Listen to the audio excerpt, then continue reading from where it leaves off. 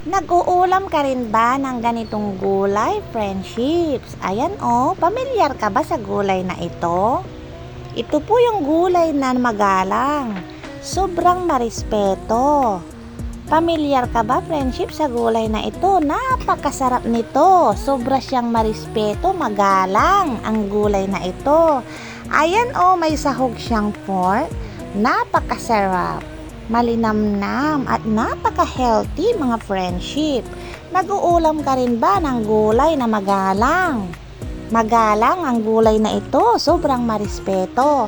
Ito ang pinakamagalang na gulay sa lahat ng gulay mga friendship. Ano ang tawag nyo sa gulay na magalang mga friendship?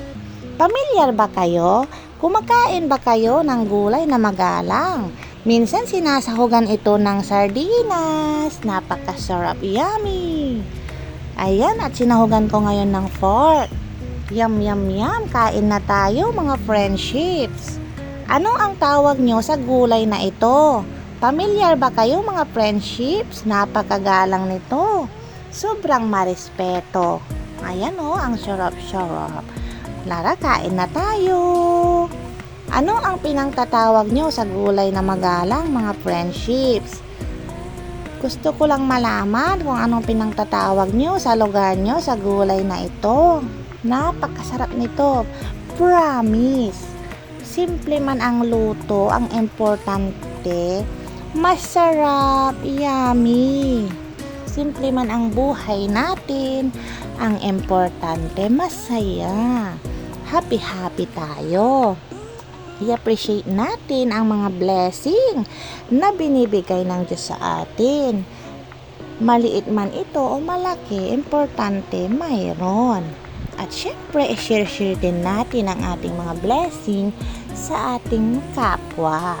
Maliit man ito, ang importante, taos sa ating mga puso. At syempre, dapat matuto tayong makontento kung ano ang mayroon tayo, para tayo ay maging masaya. I-appreciate natin ang ating buhay.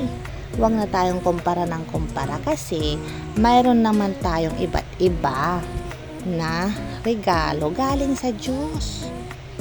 Diba mga friendship? Dapat happy-happy lang. Tara na, kain na tayo. Sarap-sarap talaga ng gulay. Lalo may sahog na karne. Simpleng buhay. Importante, happy, masaya. Enjoy life, happy life. That's it. Ang yummy. Ayan, oh.